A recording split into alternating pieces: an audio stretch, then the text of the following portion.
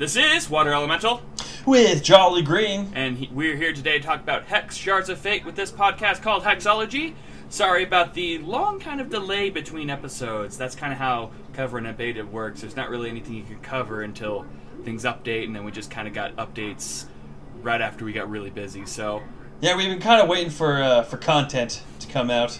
We feel like we have enough to talk about. yeah, we have 6 new cards from Set 2 we can preview, as well as a lot of news that's coming out from these conventions that they're traveling around, and a little bit more updates to the lawsuit between Wizards of the Coast and Hex. Yeah, first, before we get into the nitty gritty, let's talk about some cards. Corey Hudson Jones's blog has more than just Hex on it lately, which is refreshing for both him and I'm sure, because I mean, this is his baby, but it's, Not there's his more life. going on. There's more going on. But he talks about a few cards in it. First one is Cottontail Recruiter. It's a 1-cost, 1/1 Shin Hair, 1 green threshold. It says if you would create one or more Battle Hoppers, instead create that many Shin Hair Militia instead. Not sure how I feel about this card. I don't know if it's really an upgrade. This might make mono green Shin Hair a little more viable. What do you think?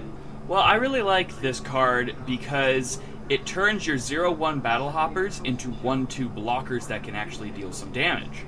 So having him on the field plus, say, a Concubine or the chick that doubles the amount of Battle Hoppers that come into play, it could just synergize really well with mono green, Battle Hopper Swarms, and just give them a better start and have that defensive capability of being a 1/2 instead of a 0/1. So I really like it. I know that you don't enjoy it as much as I do, but it has some power to it if you think about it. It does, but it's kind of a crappy Shin Hair tokens get +1/+1. Crappy in the sense that if you have multiples of Cottontail Recruiter, it doesn't do anything. No, that is true. It doesn't really benefit from having multiple, say, like other cards.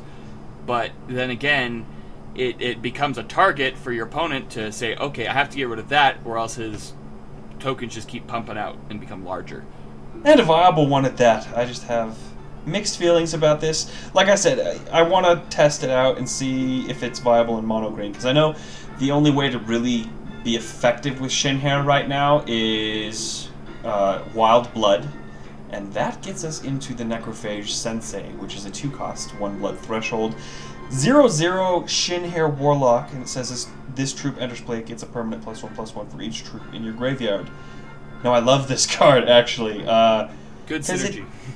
Great synergy with the whole my bunnies are catapult fodder for various abilities, and it's really not that bad. He's a smaller Grave Lord, but instead of targeting everything in the graveyard, he's just creatures.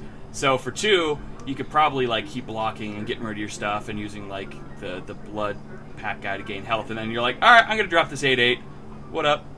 And I like this because it's not just limited to Shin Hair. This actually might be a decent option against Mill. Or orcs. Possibly, yeah. I mean, anything. I'd keep this in my side deck against decks that love to extinction everything. Because, I mean, dropping a 2-drop after somebody wipes your board that has, I don't know, say 5/5. Yeah. Not bad. Not bad at all. Say someone's playing Mill, they mill half your deck. You drop this guy. For some reason, it lasts a turn, and you get to swing with it. Yeah, it's got some beef on it. It's going to be a very, very, very good card if you draft it, especially in drafting where creatures are more viable. Oh my goodness, this thing would be busted in draft. Yeah, it's like, I'm just going to block everything and then have one really big bomb that's going to be just destroying you. Absolutely. I like the Necrophage Sensei. Good card. Next up, a couple weeks ago, they announced a bunch of really, really good cards.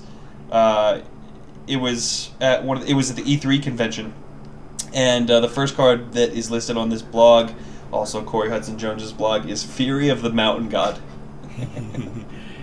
Oh, this card gives me such chub, but it's an 8 You a drop. chub? I play Oh, orcs, man. dude. I play orcs. I know the chub. There's just the flavor and synergy of this guy. It's an 8 cost, 2 blood threshold. It is a 4/4 orc warrior.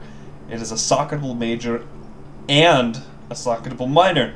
It says when this troop is in your hand, it gains -1 cost whenever a troop you control deals damage. Very good. It doesn't say to who. So if you look at the other of the mountain gods, you have the 5-drop, or no, the 3-drop 5/4 that deals 2 to you every start of your turn, and the 1-drop Fang of the Mountain God that does 1 damage to you. That's a 2/1 drop. There's another mountain king or mountain god that's in there too. So there's kind of a curve to him. Not necessarily. I think you're thinking of the Shamed Gladiator. Yeah, that is right. That is the shame. God, I love Shamed Gladiator. He is one of my favorite cards. He's just so versatile. If you give him lifelink and have the 2 white threshold, he comes into play, deals you 2 damage, and the lifelink triggers. You gain the 2 damage back. Yeah. It's awesome. Like, if you could just maintain your health, get this guy out there. I mean, you could easily get this guy out turn 4. Consistently. And then you have the options of a minor and a major socket on him. So he's going to come into play, and he can have, like, lifelink. He's going to have, like, when this creature comes into play, deal damage equal to his, his attack. You can have him come in with speed if you're splashing in red. He could do so much silly things, and it makes me so excited. Oh, man. Just... I really hope that self-dealing damage orcs is viable, because this guy would be so much fun to play with. Yeah. But another card I'm super excited about that just lends to so many combos. It's a Scheme. It's a 2-cost, 2 Sapphire Threshold basic action. It says search your deck for an action, create 4 of that action, and shuffle them into your deck. So it gives you an entire another playset of any action, basic or quick. One keyword for you, ladies and gentlemen. Escalation. Chronic Madness, maybe. I don't know. The one that allows you to draw from your opponent's deck. Red-Blue Burn, possibly. Rage Fire. I mean, even the Make Lots of Rhinos. Escalation is crazy with this thing. If you pick an action that doesn't have escalation, you're either a mad genius or you're doing it completely wrong. Well, you never know. There might be cards in the deck that can just hurt their opponent. Like, hey, I need more counter spells to shut down my opponent. Well, I have more counter magics now. Ta-da! Yeah, oh man, we'll see play. You can quote me on it.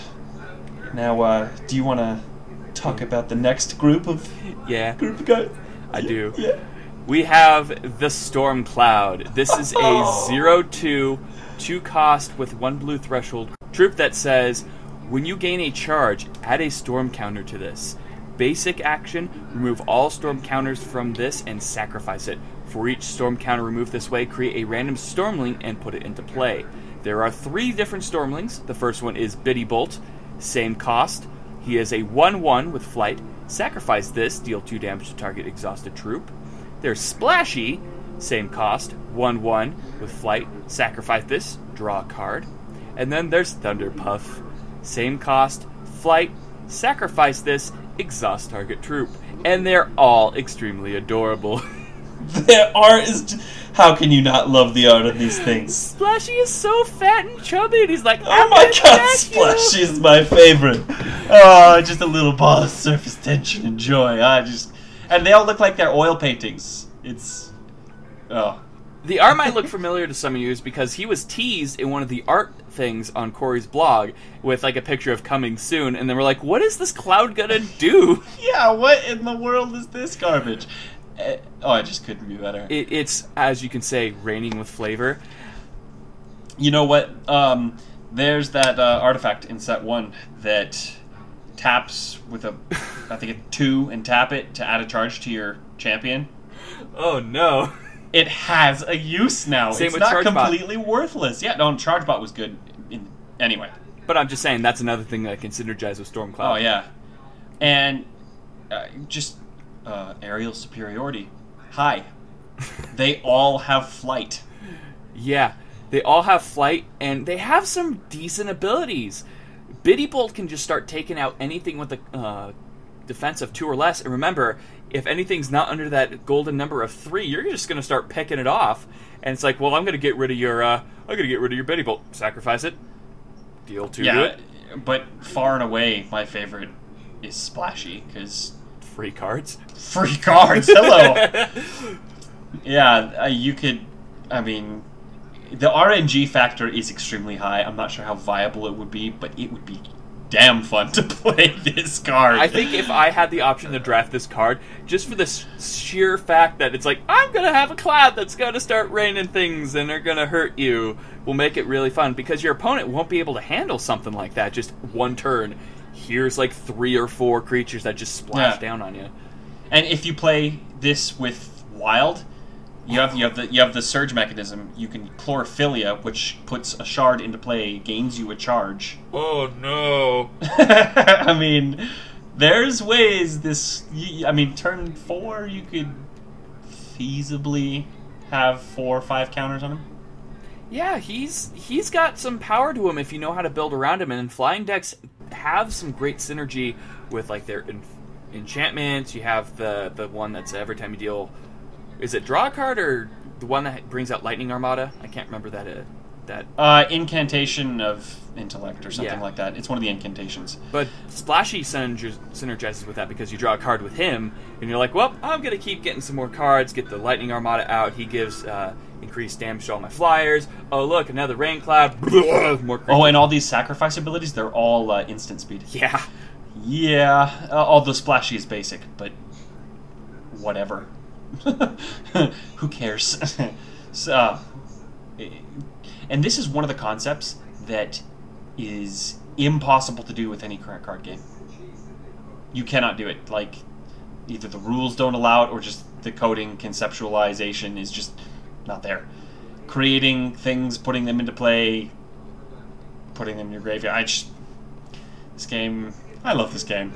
Oh, I do too. Hearthstone has some cool concepts for cards, but they don't take it to the next level like Hex has been. It's like, okay, yeah, if you kill this card, another card brings it into play, or I can do something small with this. But it's like, there's not a card that literally is a cloud that floats around, gains charges, and then rains other creatures, and they all do different things. God, and this just shows that they don't take themselves too seriously either. Yeah, which is nice. Yeah, they have some very, very cool cards that are very lore-driven, and they're going to have a really good story, and they're going to be writing books about the lore, which I'm excited for. Yeah, but then professional writer. Yeah. There's the other side of the card with Princess Corey and Rain Cloud and Jankbot, where they're just like, we need some cards that are just dumb. Here's some dumb. Yeah. But, moving on, we have one more card to preview. It's a little shrouded in mystery. This one was an interesting origin. This was revealed after a pro player played a dev on an online stream. I watched part of it. It was kind of interesting. I didn't have time to watch the full match because they're playing really awful decks. They tried to build the most unsynergized decks they could and play each other with them. And to me, I'm just like, I don't have time to wait 8 turns to see if this deck will work out. Yeah. But what happened was, if he won, the community got to see a new card, and that card is Brood Missionary. It is a 4-cost, 2/4, 2-blood threshold. When this troop enters play, gain control of an opposing orc troop, revert it, and transform it into Incubation Slave. Incubation Slave may sound familiar because that is a card from this set. It is a 2-cost, 1-blood threshold, 0/2. At the start of your turn, add an egg counter to this troop. Pay 6 and remove all egg counters from this troop, and sacrifice it. Create a spider spawn for each egg counter, remove this way, and put it into play. Now, this is actually really nice. It's hard counter to my deck. Yeah, I think this is more for flavor than it is for actual viability. Because who's going to actually... I mean, orcs are okay, but they're not really the meta right now. Oh god, not even close. But it does give truth to why Incubation Slave is an orc slave to begin with.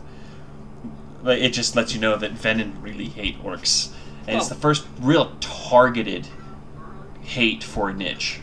Well, it's not really a targeted thing. It's like, well, we really need a card that kind of synergizes with an opposing deck. So it's like, alright, so we need to take out an orc or something like that, or if opponent's playing an orc, this card will be very viable. But if it's not playing an orc, it's like kind of a risk-reward. It's like, do you want to run it? Is it going to be worth it? Here's your option. Hey, there might be a really difficult orc PvE deck that this would just slaughter. That is true. You got to think of PvE now, huh? Yeah, because I'm not. This is not for PvP. No. This is going to be for PvE and flavor and lore, because it's good in its own right, but just not for PvP. Not at all. But I really enjoy this card. Very cool. Very great way to reveal it, too. Kind of having a community member having to earn it for everybody else. Yeah, they've been doing a lot of things like that in tournaments. They had a large tournament where anybody could join, and if it was free, they give prizes to, I think, 3 and 4 wins. But if you you just even got paired against any of the Hex team members, you got, I think, 2 boosters, something like that, and a draft ticket. That's cool. I was working that day, or else I would have totally joined. But yeah, me too. Bummer. But yeah, they really, you could just tell that they care. The community loves it, but not nearly as much as the people making it. And that's exactly what you want. I mean, you want both sides to be fanatical about the product, but it's nice to see that these guys actually care about their product. I just love the fact that the people making it care just as much about how the players will react as they're, like, themselves. Like, if they get giddy and excited over a concept, you know that the community's going to get excited. And as someone that, like, loves game design and all that stuff, it's like, I know that feeling you get when you're like, what happens if we do this? Think of the possibilities. And then they're like, hey, guys, look what we just figured out. And everybody's like, look at the possibilities.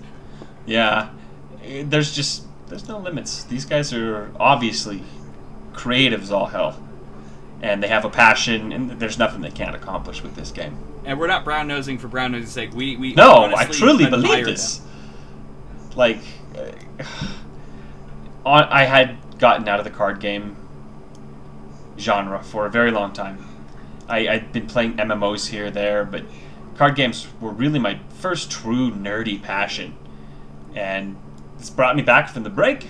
Like, Magic lost all interests, because I don't want to really get into it, but thank you guys. I really, really love this game. Anyway, enough fanboying. Some other stuff that they're doing is they have a new login screen they're ready to release. It looks very, very well polished, a lot better than what they've had previously. New border, kind of new shininess to it. It says beta on it instead of alpha still, which is a nice change of pace, as well as they changed the layout of the auction house and the way the hand looks. Yeah, it's instead of just being straight cards across, it's a little arched like you actually would hold it in your hand, which is, it's nice. It's little tweaks. And you can actually read what says on the card without having to hover each one of them and not have text cut off, which is always kind of nice. A quick, easy glance to see what you have in case you need to read the card. Absolutely. A while ago on Reddit, there was a post, I don't remember by who, yeah, I have to go back and find it, or you can if you want, but anyway, just to summarize it, it was a legal rebuttal to WotC's and WotC's lawsuit, and it was short and sweet, much shorter than the WotC's lawsuit brief, but it basically just tears down their argument. Yeah, like, makes them look absolutely childish and unprofessional, and I love it. Not saying that we're off the hook. And it's not even trying to make them look childish. They're stating facts. Like, I could just already tell that Hex got some good lawyers, or at least some savvy ones, because I read that and just, oh snap, oh.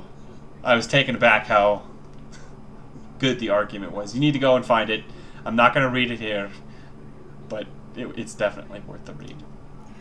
It's some more uplifting news. Convention season is upon us, and with that, Cryptozoic is going to be running around. They were at Comic-Con. They're going to be at Gen Con as well. And if you see them there, go ahead and stop by, and they will have a bunch of events. They're going to have a LAN party thing where if you play someone LAN, you'll get a special code, and these codes will get you a special Pipit sleeve code, as well as an alternate art for Rosie Buck and Joviet Pipit.